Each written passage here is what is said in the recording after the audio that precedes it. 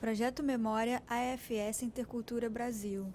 Depoimento de Márcia Buckley, entrevistado por Mariana Pontin, Annelise Machado, no dia 27 de novembro de 2015.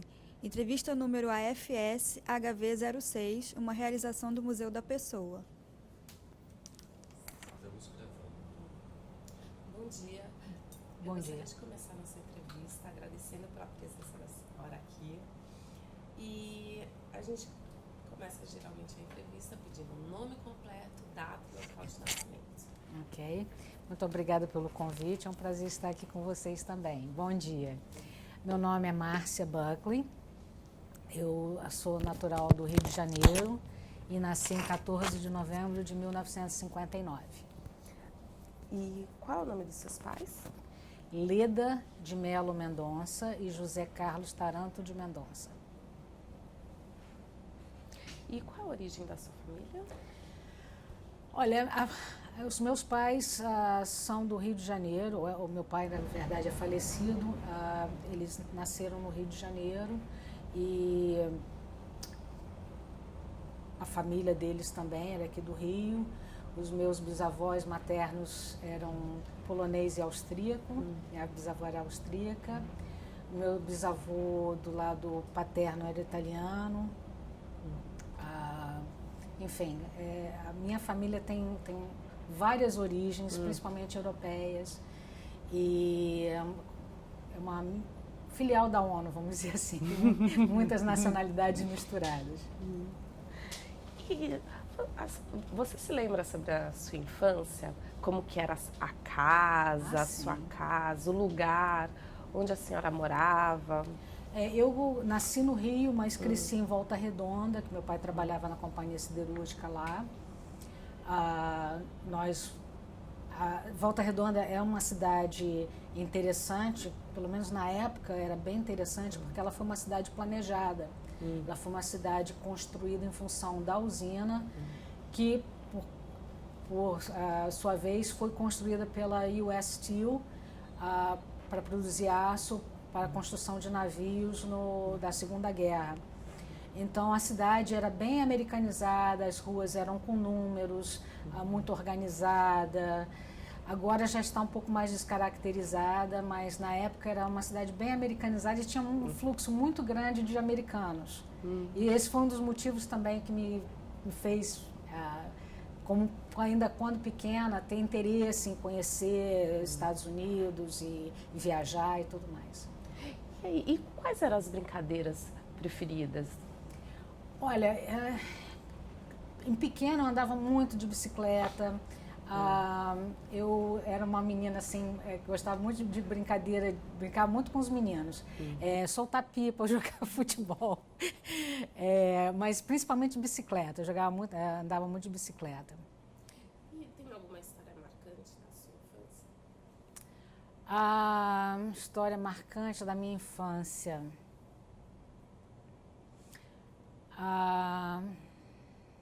Teve uma vez, eu era muito pequena, eu fugi de casa. Quer dizer, fugi de casa, entre aspas, que eu fui atrás do meu avô. Meu avô saiu, eu fui atrás dele, eu era muito pequena. E, embora nossa casa era numa rua transversal, mas as paralelas eram avenidas muito movimentadas. E, na época, na cidade estava havendo o sequestro de crianças. Então, minha mãe, quando me pegou, brigou muito comigo e falou que a mulher das galinhas ia me levar, sabe? Eu nunca mais esqueci aquilo. Eu lembro até a roupa que eu usava, para você ter ideia como ficou marcante. Então, essa mulher, aparentemente, era uma mulher que andava com uma sacola com galinhas, sei lá. E eu fiquei, foi a minha chamada, a bronca da minha mãe foi a mulher das galinhas. Você tinha irmãos? Eu tenho uma irmã só. Do primeiro casamento, depois meu pai se casou e eu tenho dois irmãos do segundo casamento, sendo que um é falecido. E tem alguma lembrança do período escolar? Né? Como que foi a sua entrada na escola? Foi em Volta Redonda? Foi em Volta Redonda. Eu saí de Volta Redonda para o intercâmbio. Eu sempre fui uma aluna muito aplicada, eu gostava muito de estudar e gostava muito de esporte também. Então, embora eu estudava num colégio católico, só de meninas, não era uma escola com um programa esportivo muito forte, mas eu sempre me voluntariava para participar das competições de natação, de corrida, atletismo. E recentemente, no último mês de julho, nós fizemos um encontro da turma lá em Volta Redonda, missa na mesma capela, foi bem interessante. E nessa época já sabia o que queria ser quando crescer? Pensava em ser alguma coisa ligada ao esporte? Não, na verdade, a minha primeira tendência foi para medicina.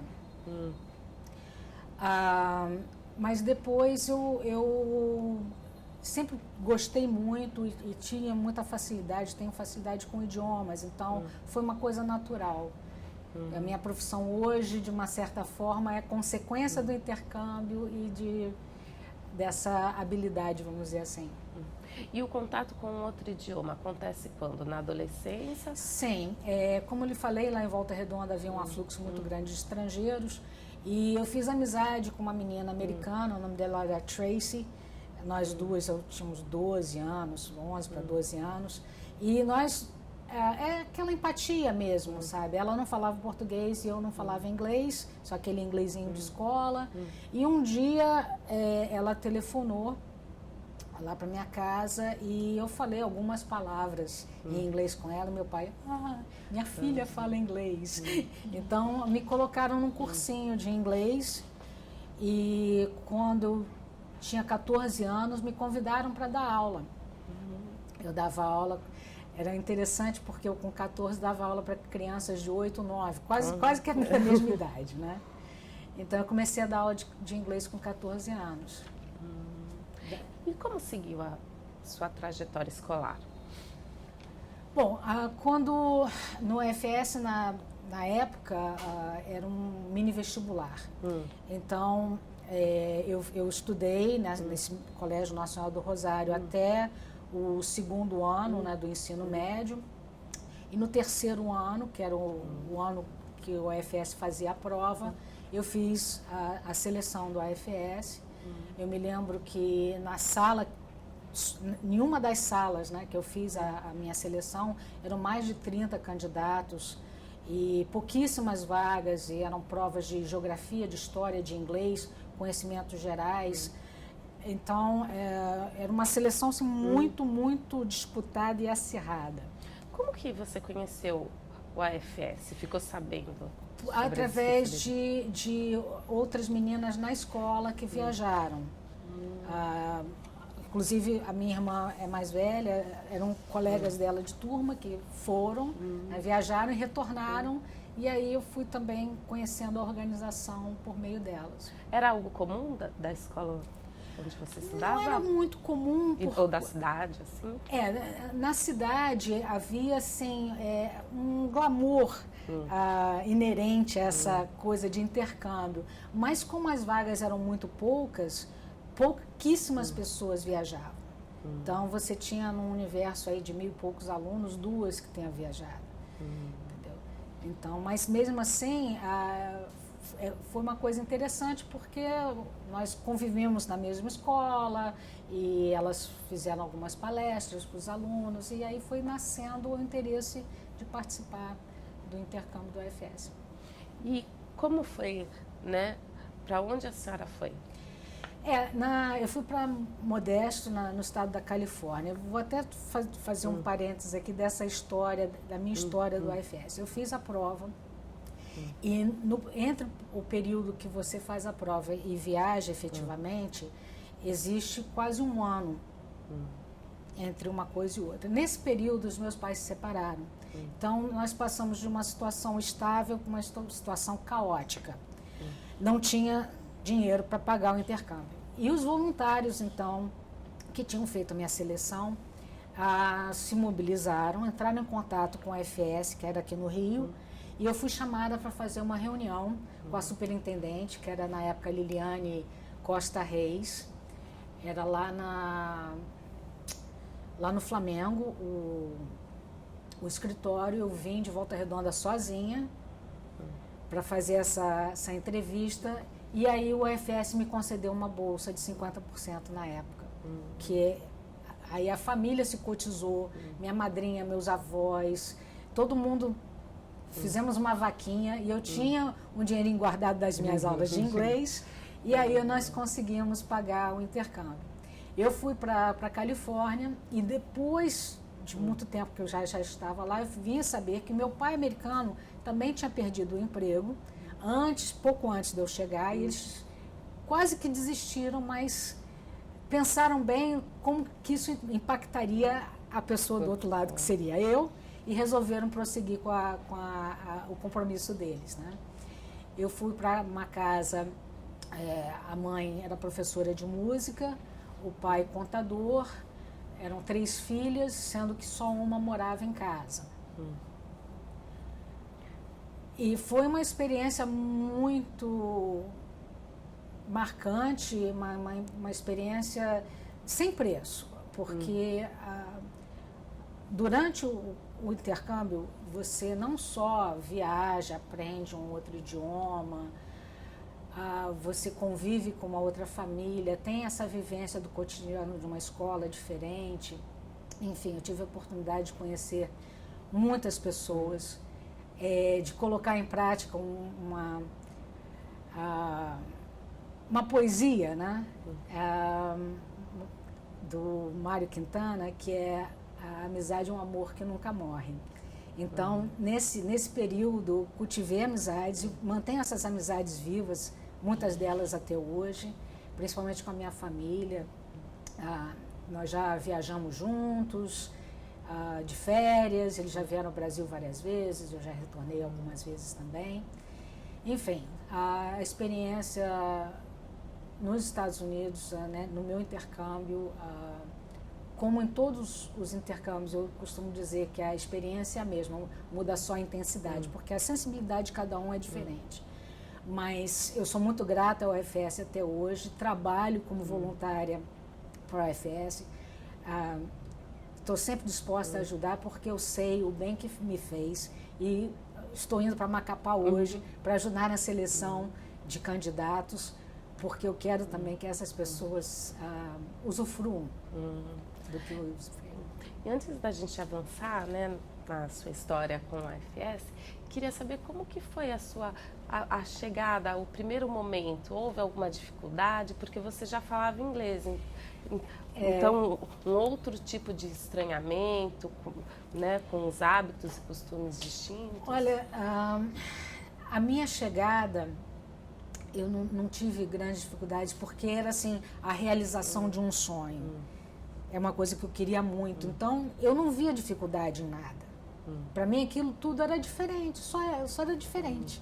Então, eu me lembro quando eu cheguei, eu já cheguei com uma bandeirinha, balançando uma bandeirinha do Brasil, e a minha família me acolheu assim, muito calorosamente. Logo, alguns dias depois, eles tinham um trailer. Nós fizemos uma viagem de carro pela Califórnia. Enfim, eles tentaram me mostrar o estado. Nós fomos a São Francisco várias vezes, que era uma cidade próxima.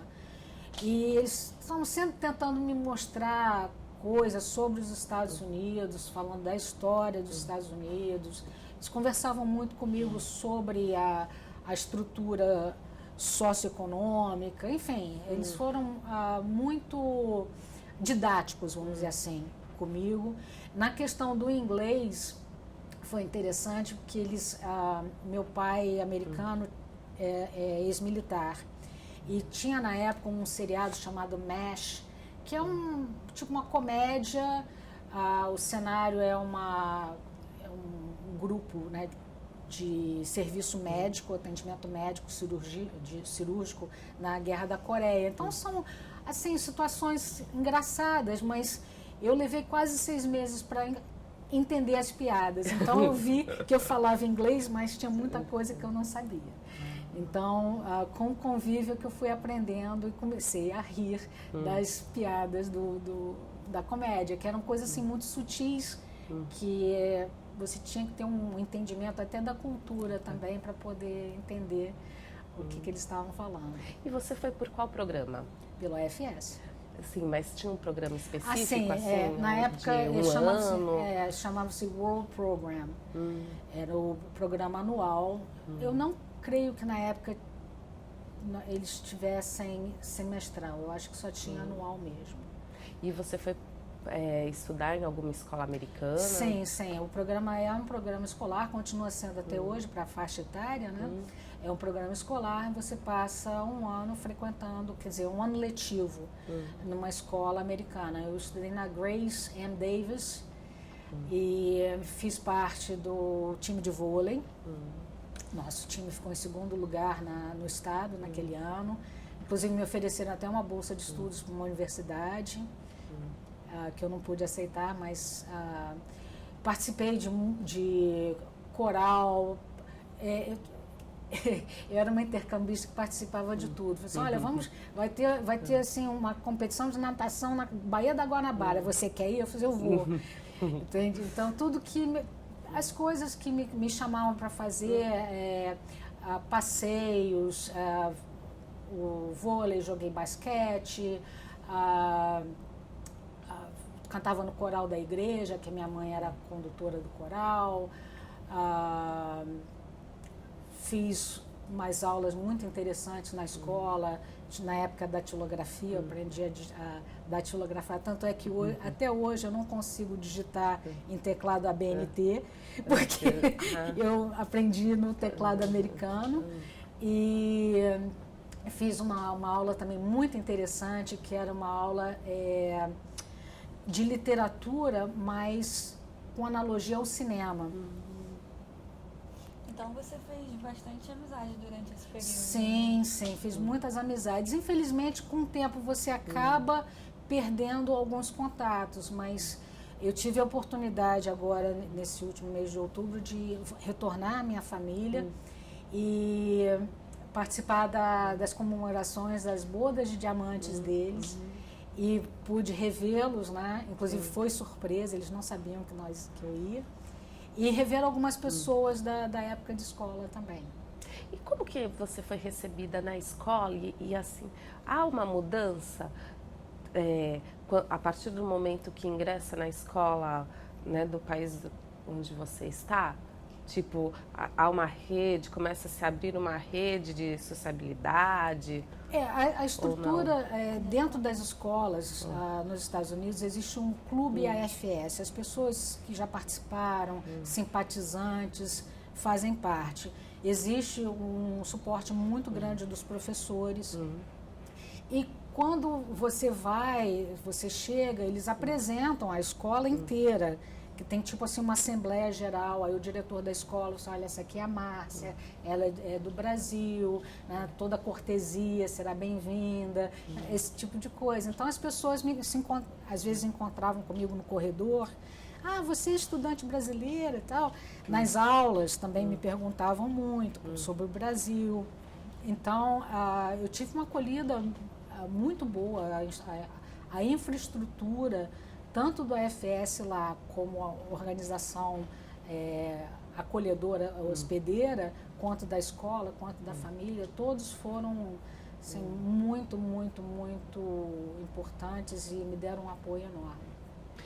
E o que mais te marcou quando desse período? Você foi em 1977 e voltou em 1978. Correto.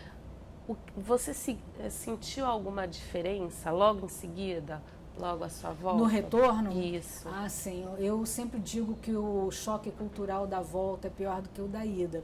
Porque da ida você, de uma certa forma, já está preparado psicologicamente para o novo, para o desafio. A volta, eu me recordo que a primeira coisa que eu vi que foi um balde de água fria foi a favela da Maré. Você já sai do aeroporto, você vem de um país todo organizado, limpo, que você não... Existe pobreza sim, mas você não vê tanto e não assim tão abertamente, né? Então, foi um choque muito grande essa volta. Quando eu voltei, minha mãe já tinha mudado para o Rio, então não retornei para Volta Redonda, para os meus amigos, a minha escola, essa parte toda do passado ficou para lá e eu comecei realmente uma vida nova aqui no Rio também. Então foi uma outra etapa a ser galgada, foram novas dificuldades, vestibular, né? Estudar, trabalhar e tudo mais. E você fez... como que foi? Escolher uma profissão, entrar na universidade? Quando eu fiz vestibular, eu fiz vestibular para comunicação. Eu passei na PUC, até passei bem, porque a escola que eu estudei em Volta Redonda me deu muita base, eu passei bem no vestibular. Mas eu não me identifiquei muito com os alunos em geral. Na época tinha até um quadro do Jô Soares, ele falava que fazia comunicação na PUC, não sei se vocês já viram esse quadro. Então eram assim, tinham umas pessoas muito doidas, sabe? E eu comecei a me perguntar, falei, puxa, não é exatamente isso que eu quero. Eu queria ser jornalista. Eu comecei com medicina, depois mudei para jornalismo, que é essa questão de viajar, ser correspondente internacional, esses sonhos de jovem. E comecei a ver que não ia ser bem assim. E na época a PUC oferecia só administração de empresas, comunicação e mais um outro curso que eu não me recordo agora, à noite. Eu trabalhava durante o dia, então eu passei para administração de empresas. Que eu já estava trabalhando na época como assistente do gerente geral de uma empresa de serviços de petróleo. Então, a administração de empresas, na verdade, já se encaixava melhor com a minha realidade naquele momento. Só que acabou que eu tranquei a matrícula e fui embora para Macaé anos depois e acabei fazendo letras lá, onde eu me formei pela Faculdade de Filosofia e Letras de Macaé. E fala um pouquinho desse período de faculdade, assim, né? Como que foi que abrange a sua juventude, né? Assim, né? A relação com os amigos, com a família e também que foi logo depois do intercâmbio, né? Minha época de faculdade foi uma época assim, muito corrida, porque eu trabalhava o dia inteiro. Então, chegava eu para a faculdade à noite, cansada, e, enfim, nós tínhamos um grupinho amigo, mas não era, você não tinha nem tempo de socializar muito. E eu me casei 2 anos depois, e aí começou a ficar mais complicado ainda, né? E depois que eu engravidei, que eu já estava prestes a ter o bebê, aí eu tranquei a matrícula. E como que foi? Qual foi a decisão de ir para Macaé? Por que ir para Macaé? Por que ir para Macaé? Meu marido trabalhava numa empresa ligada a petróleo, né, de serviços de petróleo, e em 1984 ele foi transferido para os Estados Unidos. Nós ficamos lá de 84 a 85 no Texas. E em 85 ele teve convite para retornar para o Brasil. Nós voltamos para o Rio e alguns meses depois ele foi solicitado a ir para Macaé, onde eram as atividades, a maior parte das atividades da empresa ocorriam em Macaé. Então não havia sentido ele estar no Rio quando o trabalho acontecia em Macaé. E nós fomos para lá em 1986. Só um detalhe. Esse emprego de assistente geral de serviço de petróleo, né? Foi o primeiro emprego da senhora? Não, eu comecei dando aula de inglês. A minha carteira é assinada lá. É assinada? Não como professora de inglês, que não podia. Não podia, era anos, né? menor na época. Inclusive a minha mãe teve que ir comigo para tirar a carteira profissional. Depois, quando eu retornei do intercâmbio, eu trabalhei numa imobiliária durante pouco tempo. E eu não estava feliz com a situação, e eu tinha já marcado 3 entrevistas de emprego no mesmo dia. Uma era na Varig, para ser aeromoça, uma na Gastern, que seria um trabalho de meio expediente, e um nessa empresa aqui de serviços de petróleo. E eu fui contratada logo na primeira entrevista, que foi nessa última empresa. Eu trabalhei lá e fui assistente do gerente geral. Ah, então. E aí, quando vai para Macaé... Eu já não trabalhava mais. Não trabalhava mais. É. Como que ficou sua vida em Macaé? Bom, a minha vida em Macaé na época era uma cidade com muitos estrangeiros. A comunidade estrangeira era bem numerosa e era bem interessante porque as pessoas se reuniam muito. Como a cidade não oferecia muito lazer, as pessoas se reuniam, jantares, e as mulheres faziam muito trabalho filantrópico. Então, eu fui uma das fundadoras do Macaé International Women's Club, do qual eu participei até pouco tempo, e nós fazíamos atividades de arrecadação de fundos e revertíamos para as instituições. Na verdade, nós não dávamos o dinheiro, nós comprávamos o que eles precisavam. Por exemplo, em Macaé tem a Associação Macaense de Apoio aos Cegos. Eles precisavam de material de informática e gravação para videolivros. Videolivros não, audiolivros. E nós compramos todo o material.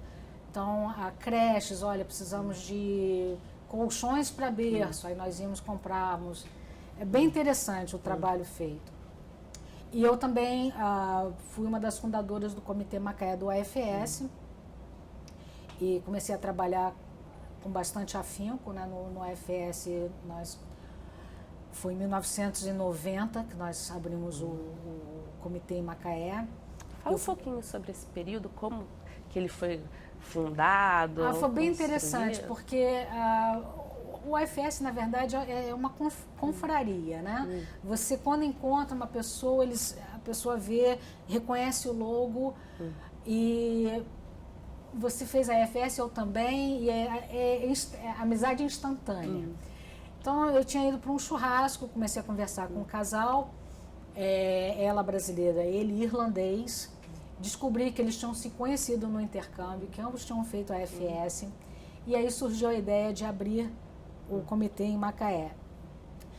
E eu sempre andava com um pen ou alguma coisa do AFS, e um dia eu fui abastecer o carro no posto de gasolina, a dona do posto me viu, veio, olhou, falou: você fez a AFS? Eu disse: sim, eu também. E nós nos tornamos melhores amigas. A Maria Tereza era sempre foi meu braço direito no comitê. Nós fazíamos as entrevistas juntas, Chitãozinho e Chororó, nós nos apelidamos. Então, o comitê floresceu. Eu fui presidente do Comitê Macaé durante 20 anos. Tirei um ano de folga, vamos dizer assim, fazendo parte do Conselho Fiscal do AFS.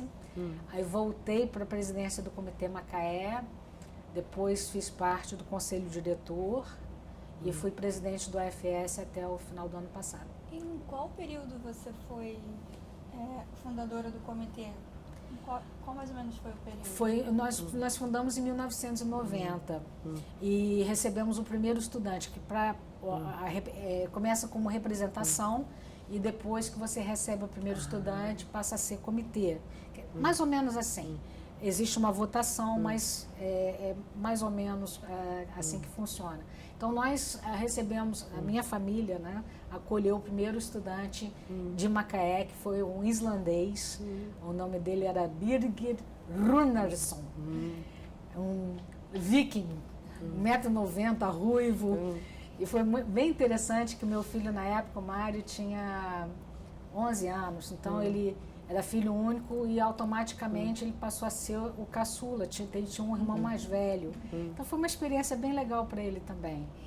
E dessa experiência, né? Porque então você nesse momento já era voluntário, né, do comitê. Sim. Como que foi essa experiência de ser também família hospedeira? Muito interessante, porque eu já tinha vivido a experiência, né? E você vê o outro lado. Na verdade, eu vivenciei 3 facetas do AFS, como participante, como mãe hospedeira e como mãe de participante. Que meu filho também fez a AFS. Também E fez. para onde ele foi? Ele foi para o estado de Maryland.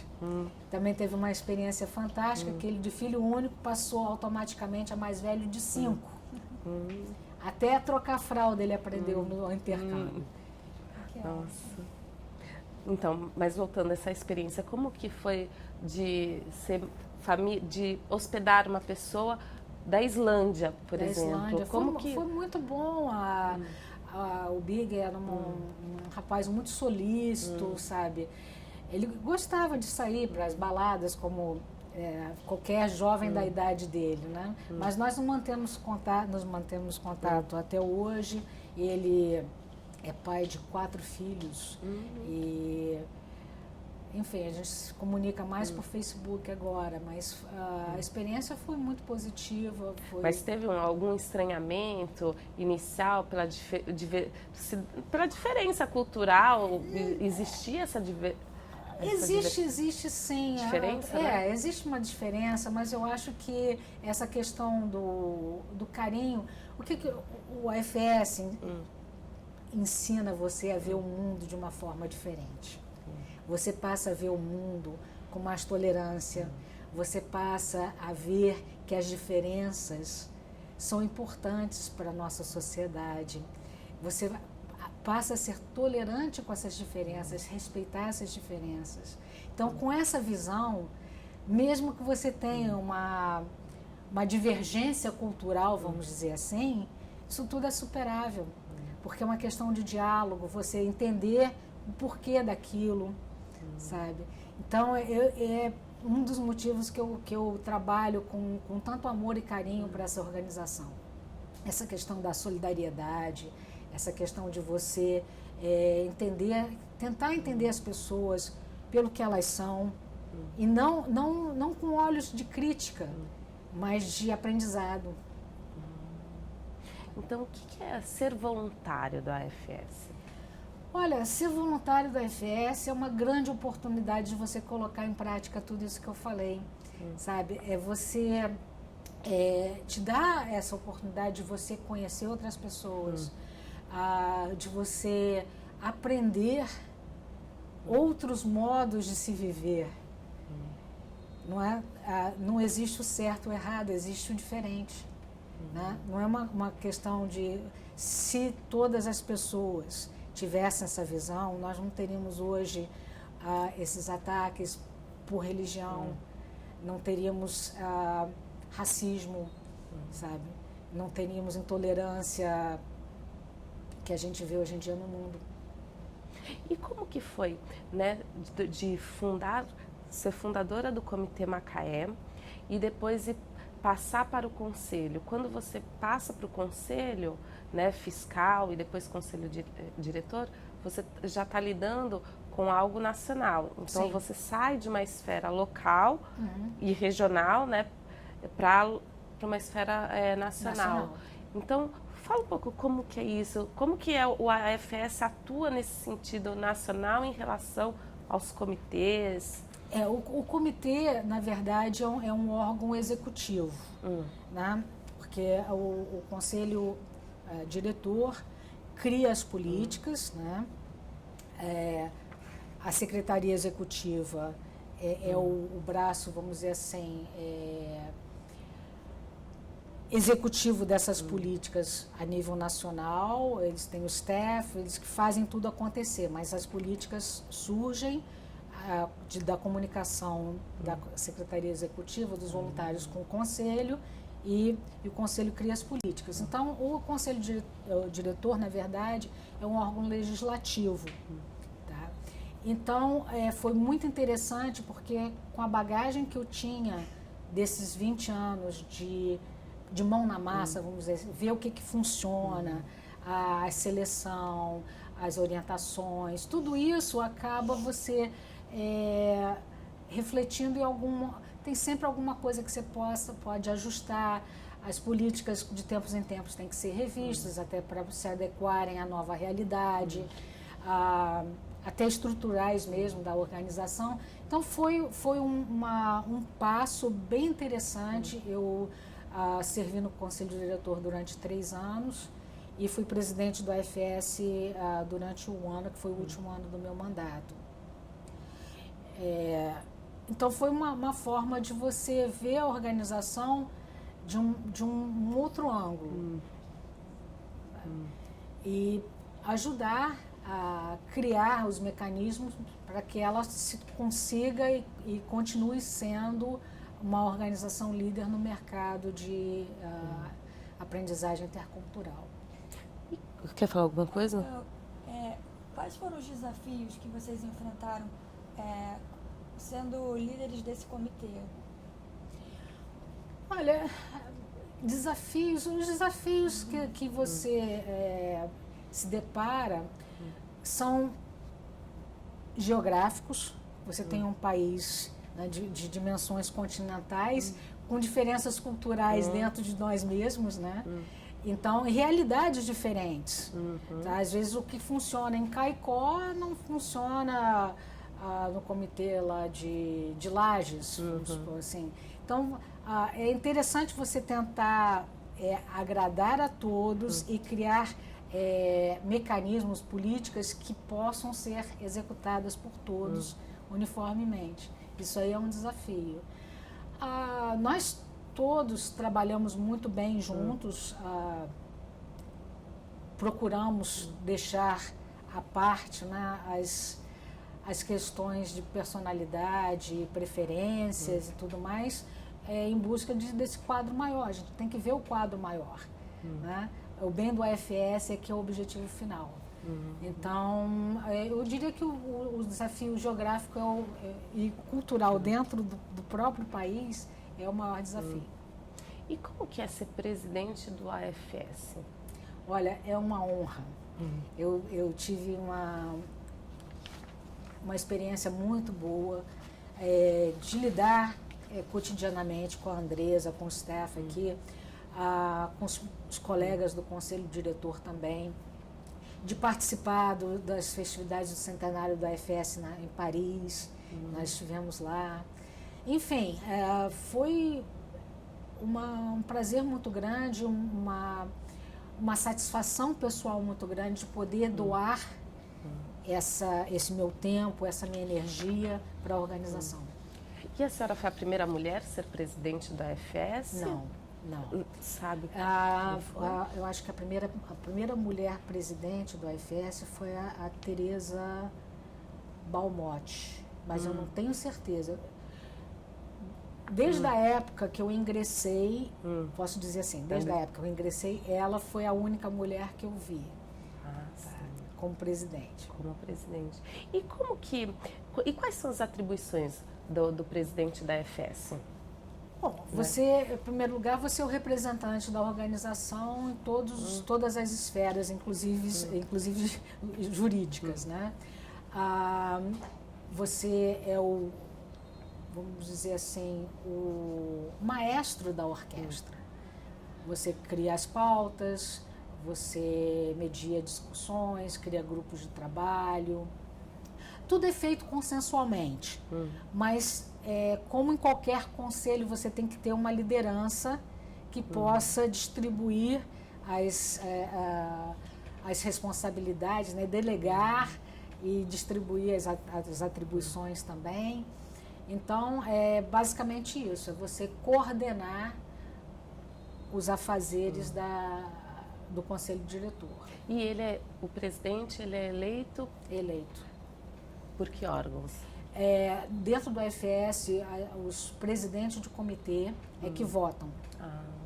Então, os comitês se reúnem com seus voluntários, debatem. Existe todo um processo eleitoral por trás disso. As pessoas se candidatam, preenchem uma ficha que é padronizada, existe um debate.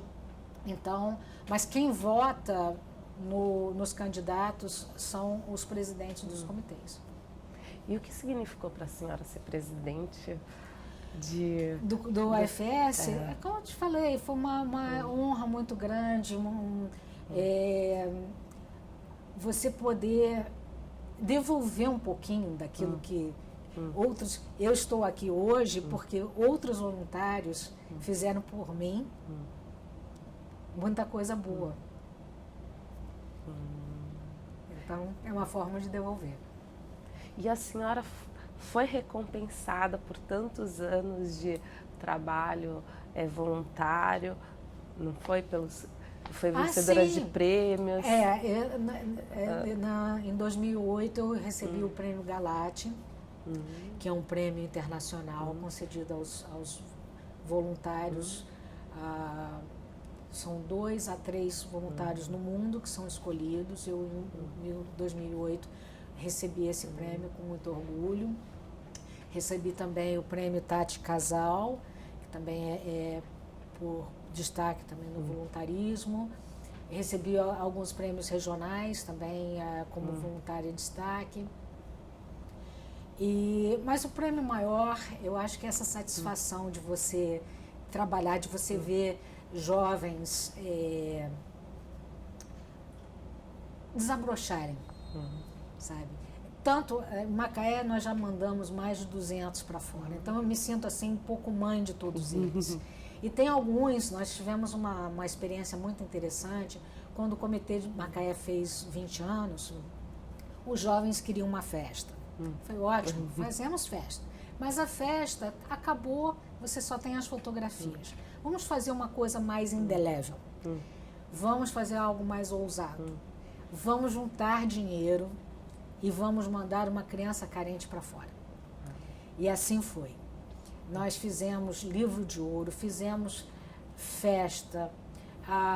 Na minha família não houve presente, qualquer tipo de presente, Natal, aniversário, era doação. Enfim, nós conseguimos arrecadar, foram R$13.800 na época, e pagamos o intercâmbio para um jovem. E essa seleção da qual eu participei foi uma coisa assim, muito impactante, porque os candidatos, nós tínhamos um limite de renda, então todos eles eram jovens que não teriam condição de pagar o intercâmbio. Tinham que ter notas, eles tinham uma série de pré-requisitos. E nós tivemos 12 finalistas de excelente calibre. Assim, deve você ficar com o coração apertado de só ter um. E na seleção, uma menina chamada Júlia, uma das fases da seleção é a autosseleção, na qual você coloca todos os candidatos como se fosse um debate político, eles têm que dizer por que ele ou ela é merecedor daquela bolsa. E essa menina começou com um discurso, assim, com uma extrema humildade, dizendo que todos eram capazes, que todos eram merecedores. Blá, blá, blá. E aquilo me deixou muito emocionada. Eu pensei comigo, é ela. E nós tínhamos outros selecionadores na hora também, e ela ganhou a bolsa. E essa bolsa, ela foi para a República Tcheca. Nós pagamos o intercâmbio dela, mala, passaporte, visto, e ainda levou, acho que foram €500, uma quantia em dinheiro para gastar. E ela saiu, uma coisa também interessante dessa menina, no dia da seleção, ela morava numa favela, em Macaé. E essa favela foi invadida pela polícia. No dia da seleção, a mãe ligou para mim e falou assim, olha, a Júlia não vai poder participar. Eu escutava os tiros. Sim. E a menina, não, mãe, é a chance da minha vida, você tem que deixar eu ir. Eu falei, meu Deus do céu, o que eu faço agora, né? E eu falei, não, fica calma, fala com a Júlia que a gente dá um jeito, sabendo que não ia ter como, porque era edital, não ia ter como fazer a prova com ela. A gente teria que arrumar uma solução. Mas, enfim, o pai dela conseguiu uma moto emprestada e saiu por umas vielas alternativas lá da favela, e a menina chegou para a seleção. Então, eu acho que tudo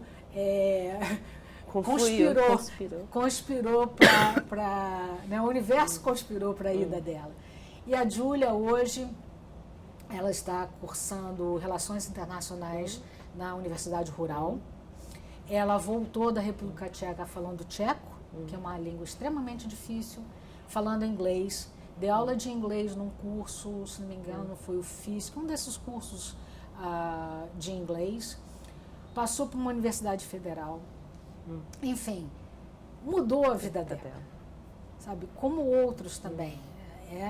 A Júlia foi um dos exemplos um dos expoentes da história do Comitê Macaé. Nós temos também um outro rapaz que é o Cleiton Pacheco. O Cleiton, o pai dele era técnico, nível técnico na Petrobras. E a mãe dele fez unha, era técnica de enfermagem, fez unha para fora para ajudar a pagar o intercâmbio do filho. E ele era um menino extremamente esforçado. Ele estudava na escola técnica, que é gratuita, e ainda era bolsista numa escola particular para cursar as disciplinas que a escola técnica não tinha, que ele ia precisar no vestibular. Então ele estudava em 2 escolas. Foi para os Estados Unidos. Aí o intercâmbio dele, os pais pagaram.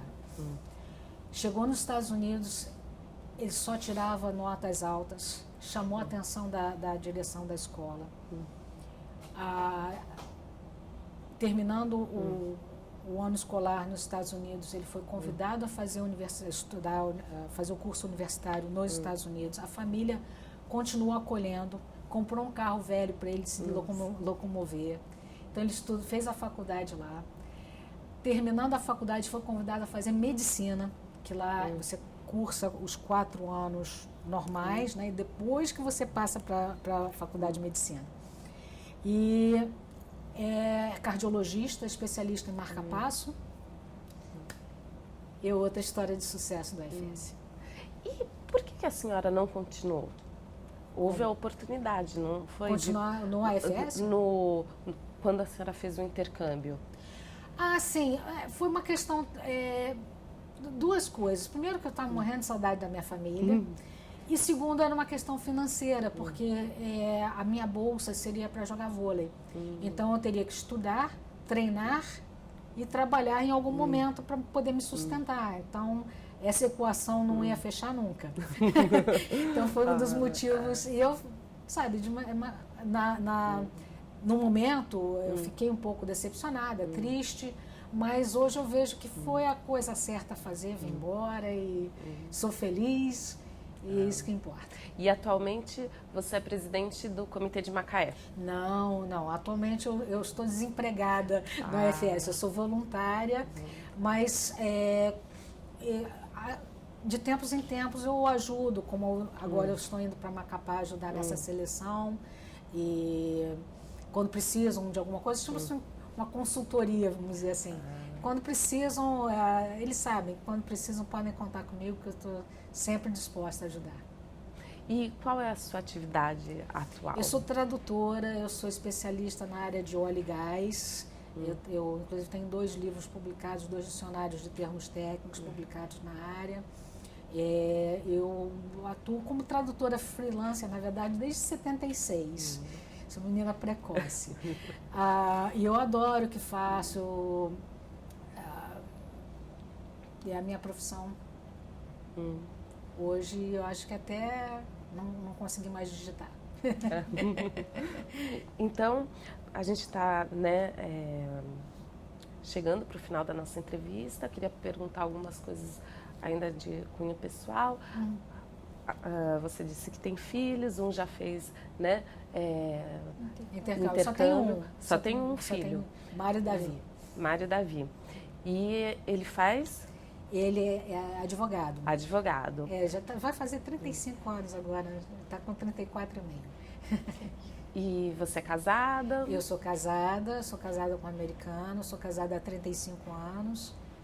Tem netos? Tenho 2 netinhas lindas, a Lina e a Kaylan, uma egípcia e uma texana.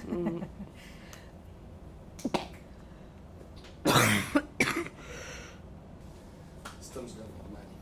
Então, voltando, o que te marcou, assim, existe uma especificidade do Comitê Macaé? Olha, o Comitê Macaé foi um comitê, ele começou pequenininho e houve um engajamento muito grande dos jovens. Nós chegamos a ser o maior comitê do Brasil no momento. Teve um ano que nós enviamos 20, se não me engano foram 25 ou 27 candidatos. O comitê cresceu muito e passou até a ser referência nacional.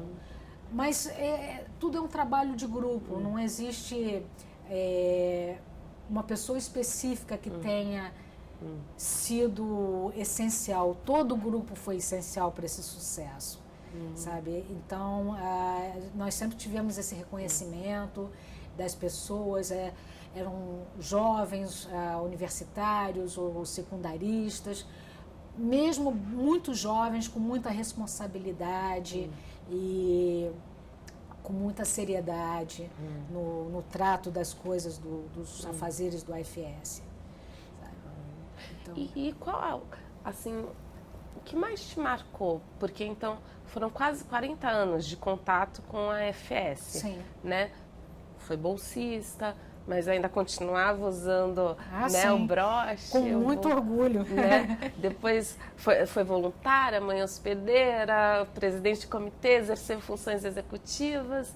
Então, em relação, o que foi mais marcante disso tudo?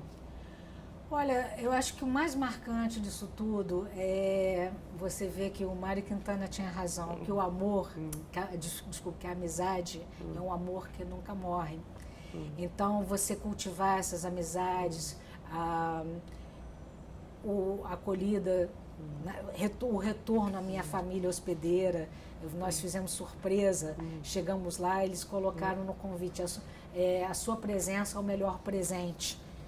Então, eu abri a porta da casa, como se lá morasse ainda, assim, olha, vocês falaram que a minha presença era o melhor presente, aqui estou, sabe?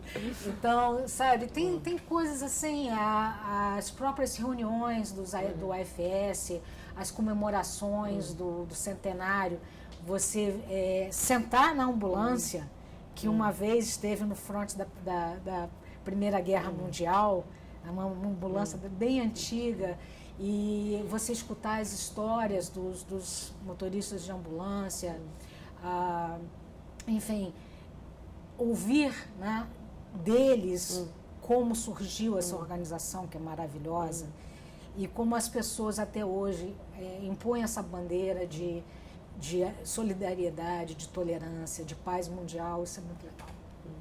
E o que foi... Teve alguma situação difícil, assim? Qual seria aquela... Difícil... E como foi superada? Difícil no meu intercâmbio ou no... Ao longo desses 40 anos, quase 40 anos.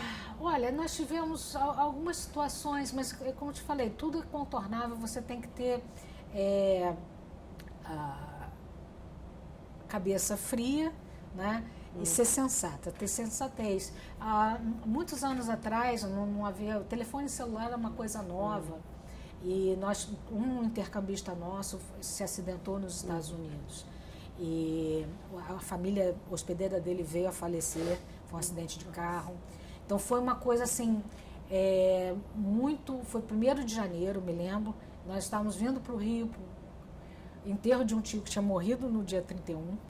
E no caminho tocou o celular, aquele tijolão que era antigamente, né, com a notícia de que o rapaz tinha se envolvido num acidente.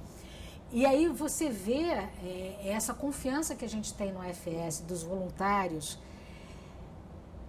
Tudo foi tratado de uma forma extremamente profissional, ágil.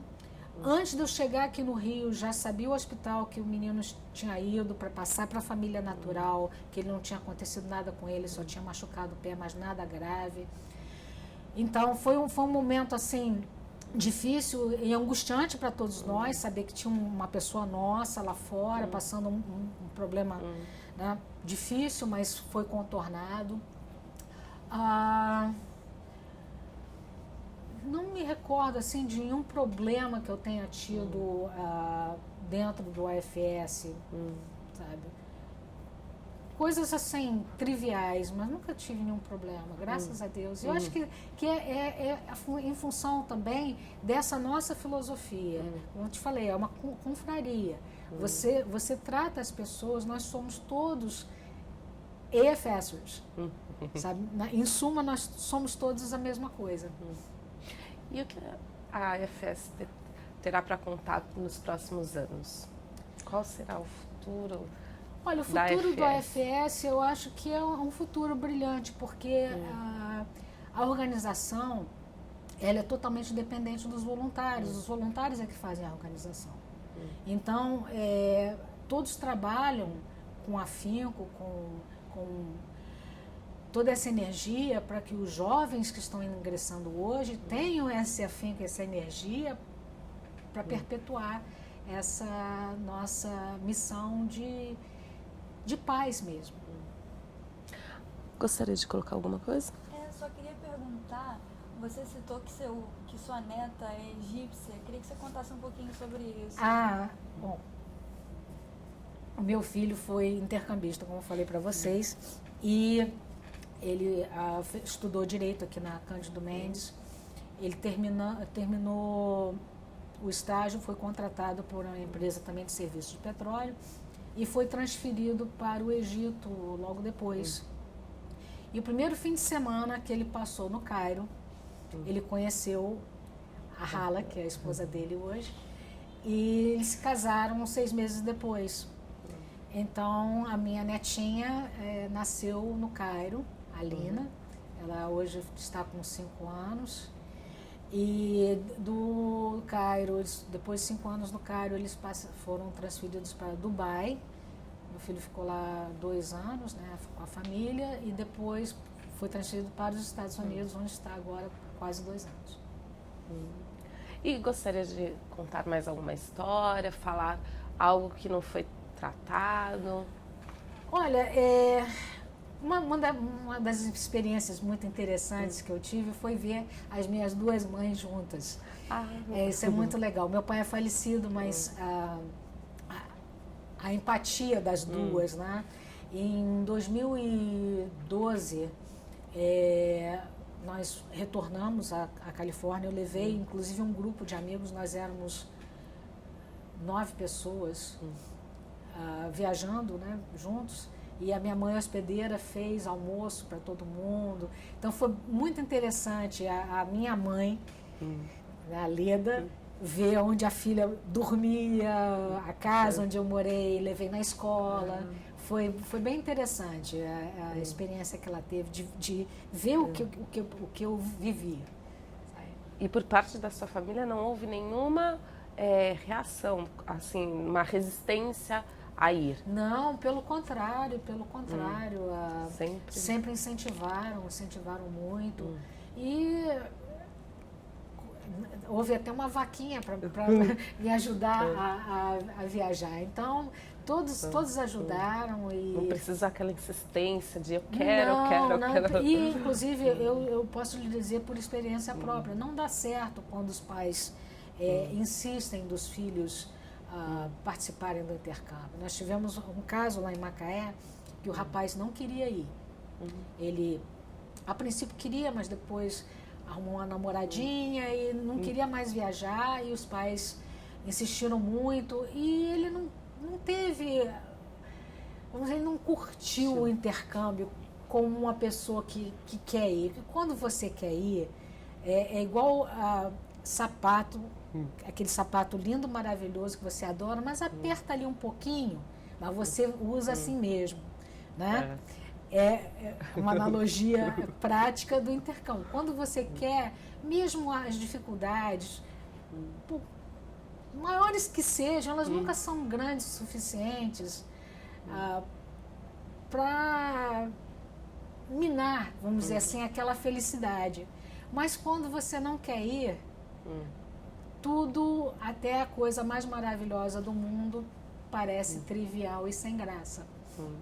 Tudo cresce, os problemas crescem. Isso é verdade. E o que acha de contar a história? O que acha de contar a história, né, na verdade, do AFS, do AFS deixar registrado, né, a sua história, como a de outros colaboradores, voluntários, deixar registrado, né, a história das pessoas que construíram o AFS? Olha, eu acho essa iniciativa maravilhosa porque, como lhe disse, o AFS é uma organização muito especial e muito sui generis. Ela é uma organização de pessoas. São as pessoas que fazem a organização. E nesse universo de AFSers e colaboradores e funcionários, existem milhares de histórias. Muitas histórias de sucesso, muitas histórias de encontros. Então, eu acho que isso é um combustível. É um combustível, é uma energia que isso gera muito grande para as pessoas que não conhecem passarem a conhecer, se simpatizarem, quem sabe até se tornarem também voluntárias. Outras escolas, pessoas envolvidas com escolas que virem essas entrevistas, essas histórias, esses depoimentos, também se sensibilizem, abram as portas para os intercambistas, famílias que queiram abrir suas portas para receber um estudante. Então, são várias, é um alicerce formado por vários pilares. Você tem os voluntários, tem o staff, tem as escolas, tem as famílias, tem os participantes, tem as famílias dos participantes, as famílias, né, dos que vão e dos que vêm. Então, são vários pilares e isso aí é bem bacana de mostrar todas essas nuances, todas essas facetas do AFS. E como foi para você dar esse depoimento para a gente? Olha, foi uma honra muito grande, eu fiquei muito feliz de tudo ter se encaixado, porque vir ao Rio nem sempre é fácil, até por questão profissional e tudo mais, e calhou de ser num momento que eu estou em trânsito aqui pela cidade maravilhosa, né? E ter essa oportunidade de conversar com vocês foi muito bom.